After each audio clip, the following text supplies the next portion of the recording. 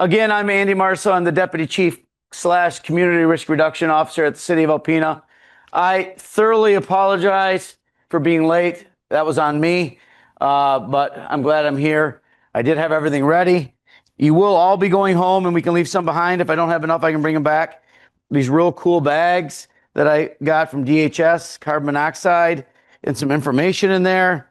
But the real cool thing that everybody wants at the fire station is a real cool tape measure, but it's a tape measure that I can read. I'm a tape measure for dummies. It's got the cheat sheet on the bottom. So before you leave, make sure you take this with you. I will need to get a couple pictures of people to show that I'm actually giving them away, but they'll be there. And so thank you, and thank you for having me. Everybody get a copy of that? We'll talk about that later, but I just want to make sure everybody got a copy. You're going to hear me say this more than once.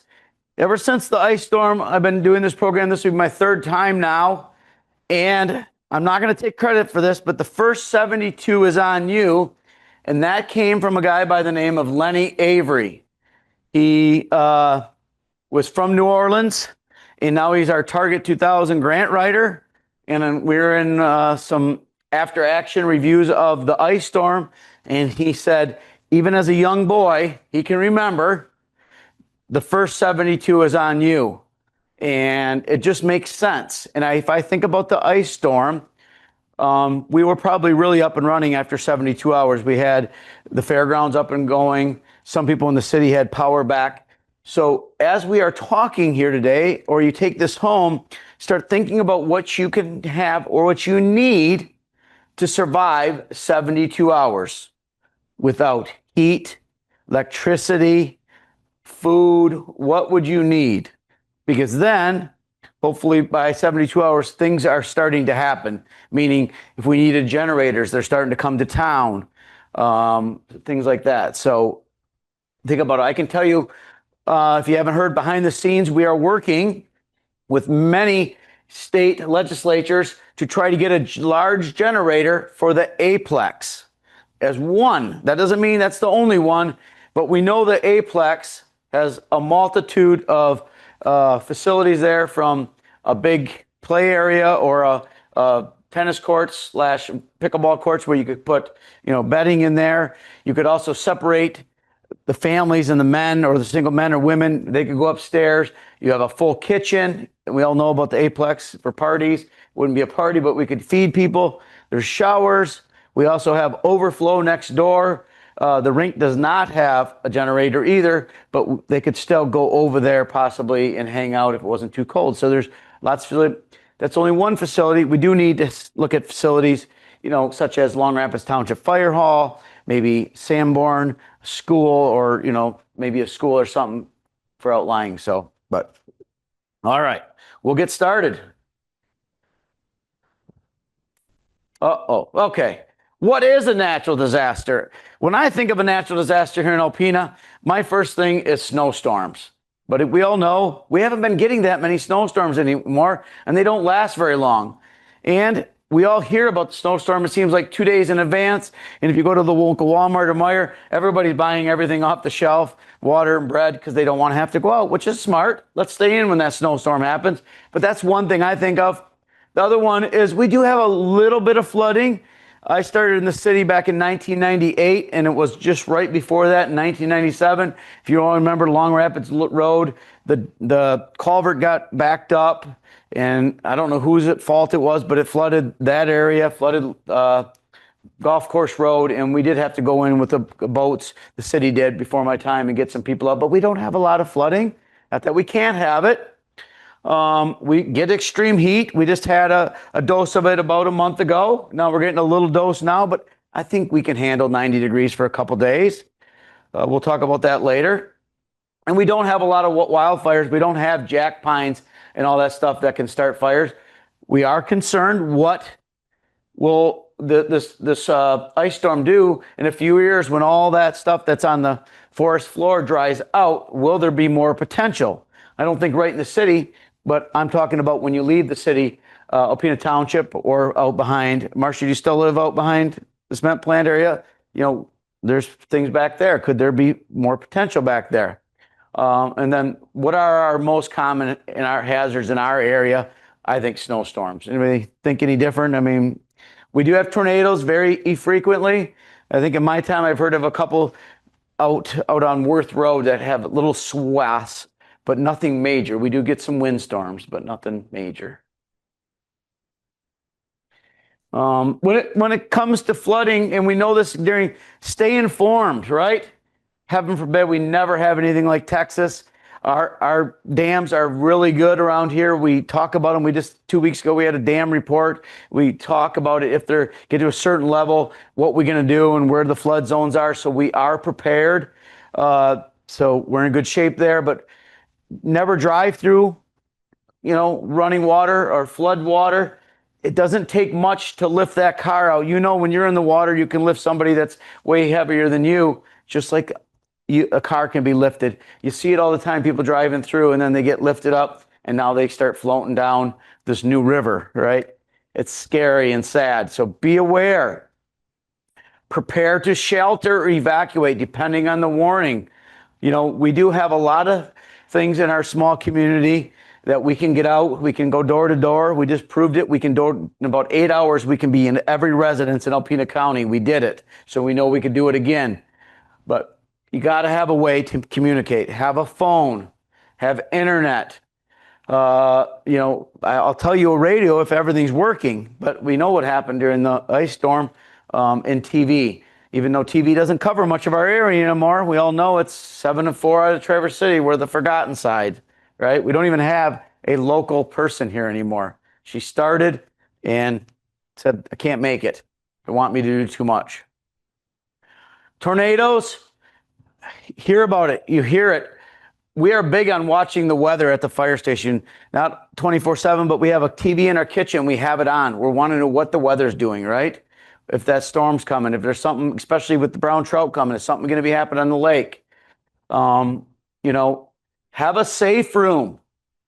If you don't have a crawl space or a basement, it's an interior room like a bathroom. And maybe bring some blankets or pillows in there and cover your head so things don't fall on your head. That's where you want to be. Take some water in there and some other things. And then have a weather radio. And the newest one is Code Red. Years ago, I came here and talked about Smart 911, and I think you might have signed up, Dick. But it was that went away. It was free for a while, and then I really tried hard with Mark, Campers Cove. He was the 911 director. And we tried so hard to get people signed up. I only got about 100 people signed up. And then it cost money, so they got rid of it. But now it's Code Red. You can have an app, and I have that app on my phone. And it's free of charge, and you can put information in there. And when some alert happens, they can send it out to you by phone, by email, whatever. Obviously, if we have internet or we have power, that would work, right? But in this Central Dispatch, I think it's next Wednesday at 7 o'clock, is actually launching one of these things at their courthouse here. So I plan on attending to help people sign up for it and just talk about it, because the more people we can get, aboard, the better. Winter storms, I'm not going to, blankets, food, water. Make sure you have a carbon monoxide poisoning device, or, so if you in your home, you should have at least one. If you don't, you know how to get a hold of me. I will come and install one. I've installed many of these. We still have them at our station to give away, and they're free of charge. Do you own a generator? I did not own a generator till the ice storm. Luckily, my brother-in-law was coming back from Kansas on a hunt, and we said, you better start picking them up. He went to Grand Rapids, he went to Harbor Freight, and he brought 20 of them back. And each family member, you had to pay him afterward, but you got it. You got you a cord, and away you went, and you went and hooked it up. It was a lifesaver. Now I have it, right? Does it have gas? I don't know if you know, but gas was a big deal here during the ice storm. We were lucky enough that Wholesome reached out to me and said, hey, can we help fill some of your vehicles? So we had a convoy over there. The police, fire, and EMS, we went over there and filled up on the first round. And Wholesome, they never charged us, which we would have paid. They were great. And then after that, only Myers had gas. I went in there and talked to the manager and said, hey, we need a lot of vehicles and it's going to take us 3 hours. I said, we want to come back with law enforcement to help us and get our vehicles. Again, wasn't free. We were paying. Absolutely. So if you saw us, we went at least 3 different times. We took over the outside lane and we just went right around the people. Unfortunately, if you were one of them, I apologize, but emergency services kind of took precedence.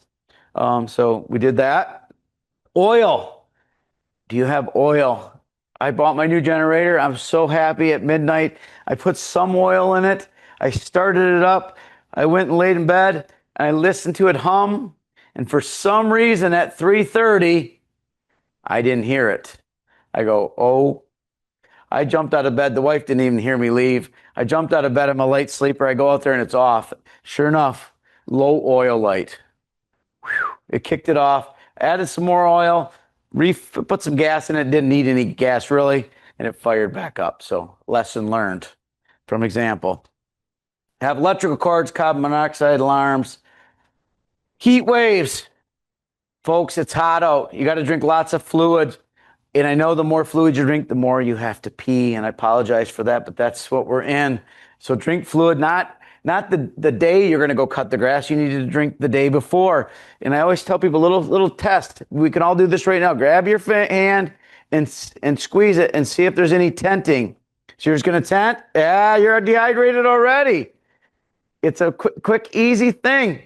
And what is one of the best fruits you can eat right now during the summer that gives lots of water? Watermelon. I can tell you, the more I'm watermelon, I'm probably going to have to get up once or twice in the middle of the night. But it's a great thing. People don't like to drink water. Eat the watermelon. Stay in the cool centers. You know, if you have any nausea, dizziness, confusion, you got to get cooled down, right? Get under the shade tree. Get in front of a fan. Go to Walmart and sit on the bench and stay a little longer. When you're done at Walmart, go to Home Depot. When you're done at Home Depot, go to Meijer. Make your rounds, right? Go to Subway. Have dinner at Subway at Walmart and stay a little longer. So go for a little ride in the car. You know, them are things you can do.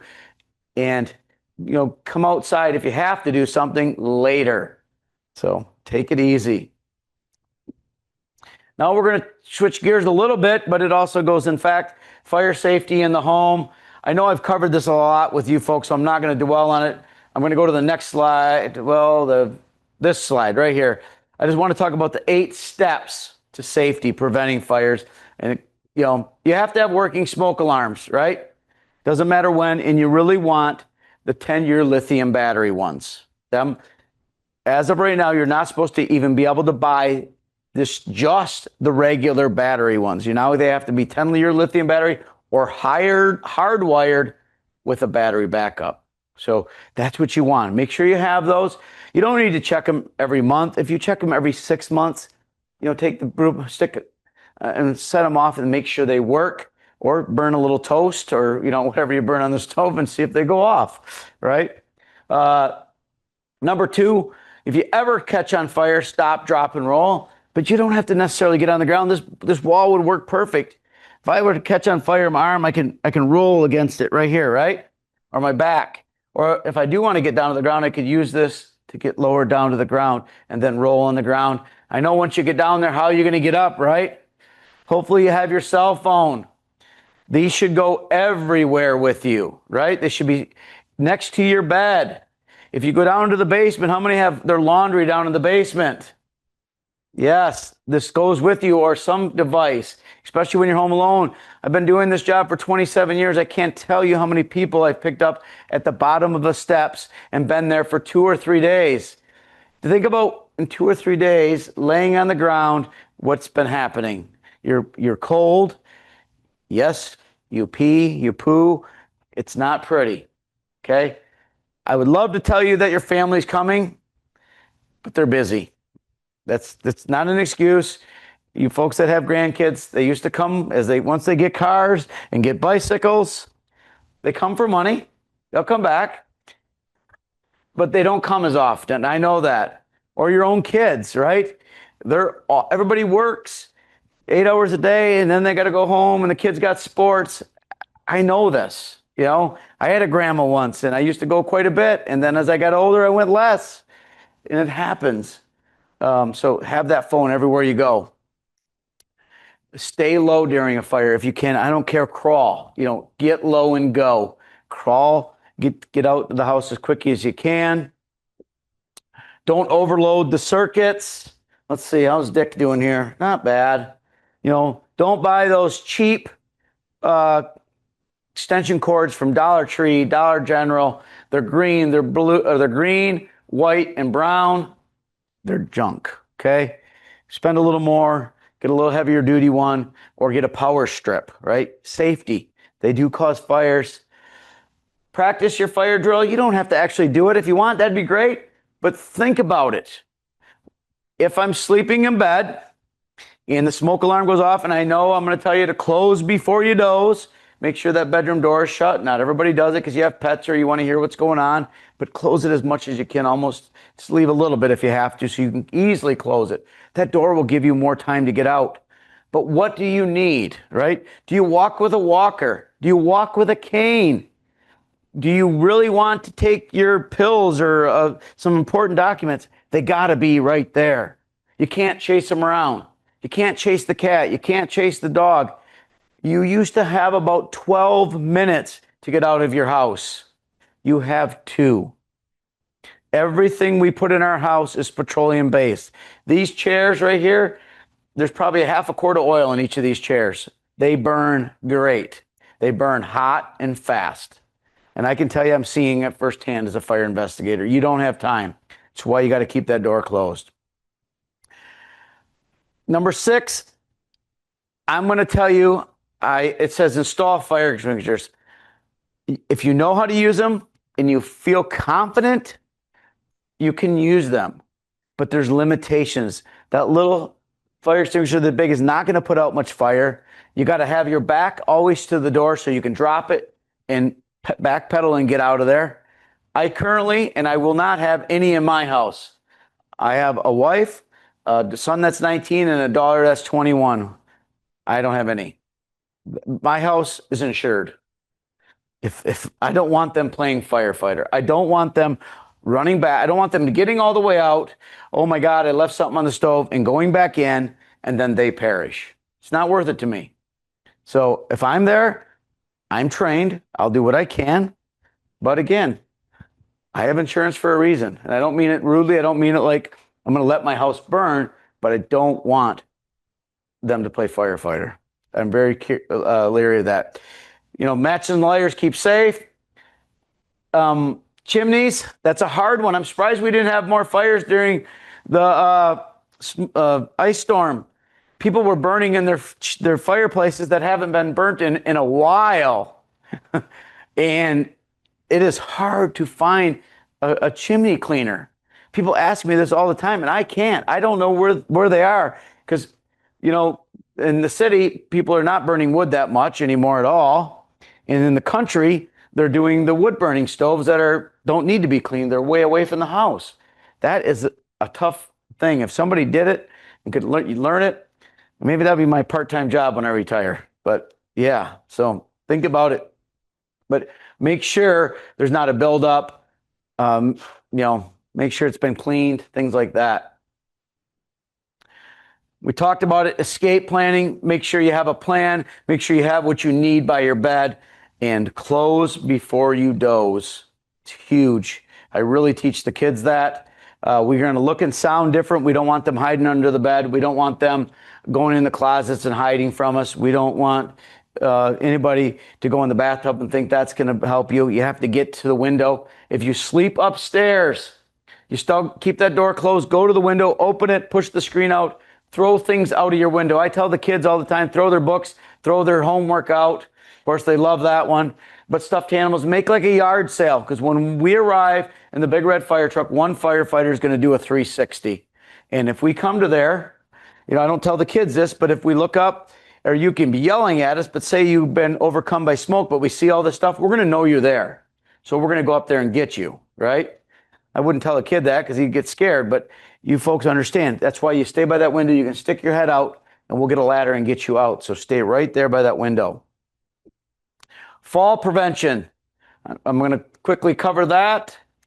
Remember, I know I've covered this before, but stay physically fit, whatever that is for you. Walk, continue to do something, getting up and down out of your chair, do a little walking.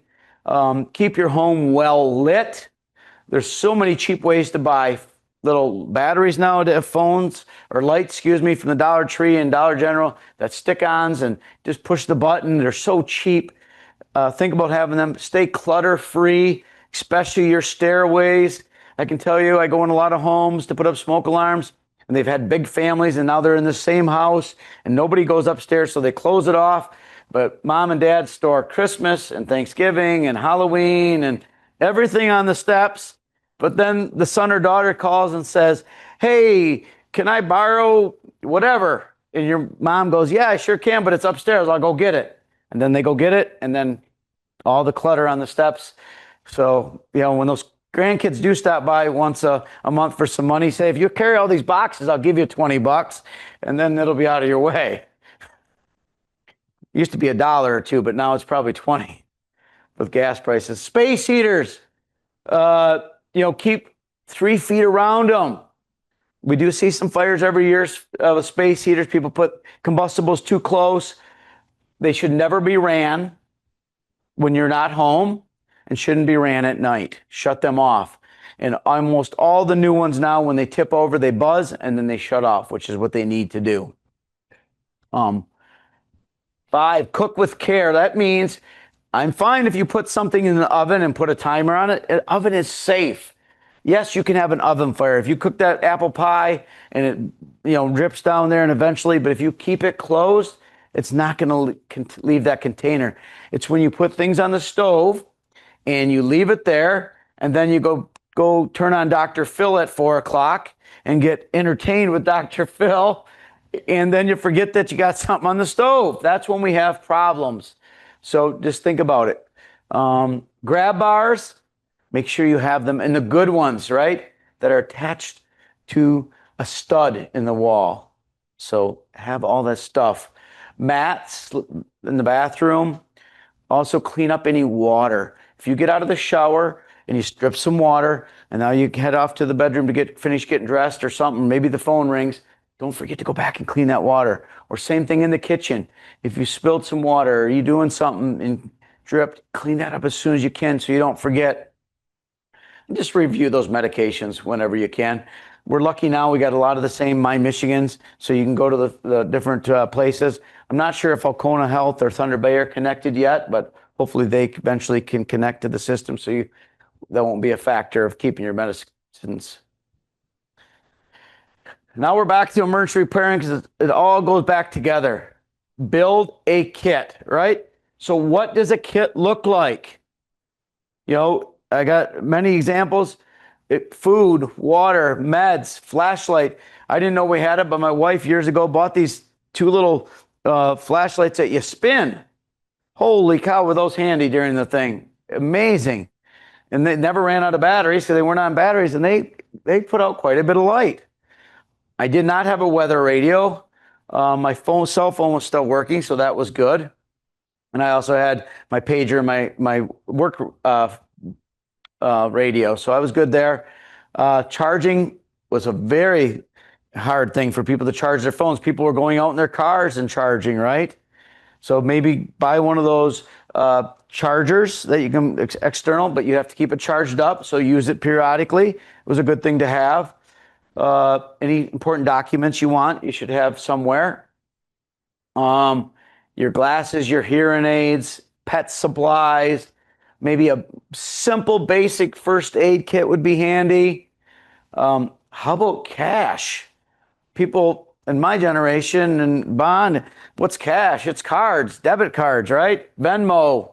They didn't use much cash. And we found out during the ice storm, you needed to have some cash because maybe they couldn't use the cash register but you could still, I think Walmart was open to buy stuff, but you couldn't do it. Scan the card.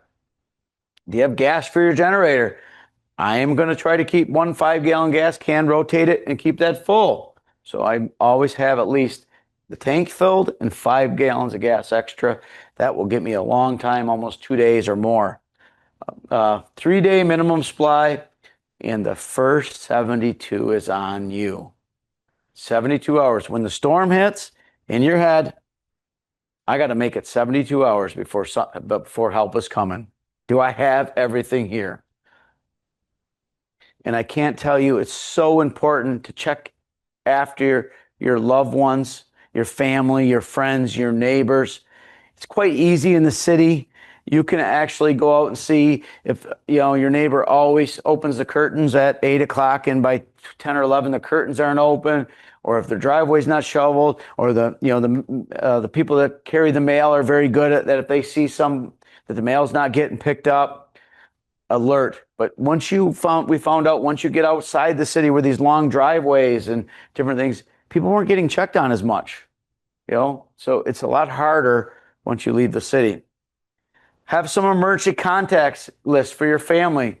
Know you're not a burden on your family. If you didn't have heat or you don't have something, please go stay at your loved ones. Maybe it's the time to rebond because you haven't been seeing as much. No evacuation routes. Pretty easy here in Alpena, right? US 23 South, US 23 North, or 32. We're not in a hurricane area, but in Florida and Texas, they turn the roads around, so everything goes out, right? We also learned in Florida, it's a mandate that every gas station built, or I don't know after what date, has to have a generator. Makes sense. They got to get the people out of here. So now in these emergency management meetings, should we make that for one ice storm in 50 years? Probably not, because they're costly and they're very costly to maintain. But what is the answer? Do we buy a cache and have them stored somewhere and can pull them in? Then who gets them? I mean, there's so many things, but it's hard to say you got to put a $30,000 generator in and every year you got to run it, and that gets costly. So I don't know the answer, but we're trying. We're going to try to do better. Talk with neighbors, have a local list of shelters. Our plan here in Alpena County is to have that list out. I'm not going to tell you in a year or less, but we want to be able to say the Aplex, Long Rapids Township Fire Hall, and Sanborn, it's going to be this. And after 72 hours, if we're still in this state, these shelters are going to be up and operating. That's what we want to do. That's what we're trying to work towards. Stay informed. Sign up for that Code Red. Listen to your local radio, local news. Yep. It is an app. Yep. And I'll pull it up right now. So, I don't know if you can see my Code Red. Too small there, but I got it right here on my phone. I pull it up. It says sign in. Oh boy, what was my email? Why isn't it letting me? Okay, it's that. Sign in. Yep. Nope. Well, I must have picked the wrong one. All right, I'm having troubles. I'm sure I kept it somewhere. I have it wrote down, but it's Code Red. Other local agencies that we're hoping to continue to get better at. We're going to learn. We made mistakes, right? I'm not going to tell you we didn't. Did we come through it pretty good? Yes, but we can always do better. We want to be able to have stuff on Alpena, the City of Alpena website, the fire department website. Alpena County wants to have things. FEMA already has good things, and so does ready.gov, but we want to do better. We want to be able to take this piece of paper and push it out there. I created this. I told the county I was doing it in the city, and like I said, I've done 3 of these already. I'm hoping over time, the more we push it out, we'll be ready for the next one. Special considerations for seniors. We had a major thing with oxygen. Wow. It was scary, okay? If you're on oxygen and you're not getting the oxygen and now it's dark, we went to one lady at 202, 200 Long Rapids, where was it? Samaritas right here. 3 times in the middle of the night. We went at like 9 o'clock, 1 o'clock, and 5 o'clock to change her bottle. She was scared. We gave her all the bottles. but it was not, fun. The hospital first opened up their lobby area for people. I think they had 10 or 12 people to, be able to use the power there and stay there. But then that got overwhelming, and then we moved them to the township. Personally, I'm hoping that maybe Alpena Senior Center, because I'm on the board there, it's right by the fire station, that we could maybe get a generator there and say any seniors that need oxygen right there. And why I want it there, because we're close by, right? And again, I know they called in some nursing students, put out an email or something, and some nursing students came out at the Merchants Building because, that's going to take some out. But it was scary. We worked well with the oxygen supply companies. I had to go over to Gaylord. They gave us 100 bottles from a state cache, brought them up to Atlanta. Excuse me, I didn't go to Gaylord, I went to Atlanta, brought them over here. We didn't use many of them because the oxygen companies were already upticking and transporting, but we were shuttling them too. Everybody was working hard. It was a great team effort. I know everybody went through some tough times. I was only out of power, I think, for 48 hours, but I really wasn't out because I was going to work every day. And they had power, and we were feeding a whole bunch of people, so I didn't feel it. Just like during COVID, when my wife and kids were home, I was going to work. And my wife said, "You'll never make it if you didn't do this," because I still was seeing people and doing all my normal activities. So, okay, takeaways. Be aware, be prepared, and stay safe. I'm confident everybody's doing a little bit more than they used to do. And I know as time goes on, if we get 1 year out, 5 years out, 10 years out, this is when this program probably really needs to be taught again. Say, hey, it hasn't happened in 10 years, but get ready, it could. Awareness and having things like this, or planning, will give you the peace of mind that I can handle it. Once you get what you feel confident your supply kit made, you can say, I can make it for 72 hours. And I think about it, I look at my cupboards, even if I couldn't cook, I have enough dried foods, pork and beans like they see in the Westerns, open the cap, they can be eaten cold, right? There's enough food in most of our cabinets that we could get by, or in your fridge that you got to eat, cold cuts or something. A loaf of bread, a frozen loaf of bread can go a long time and make, peanut butter and jellies. I know it's not your favorite, but you can make it, right? Help your neighbors and you need to ask for help when needed. Don't think that you're being a burden. Ask for that help. All right. I don't know if I went fast or slow. Yes.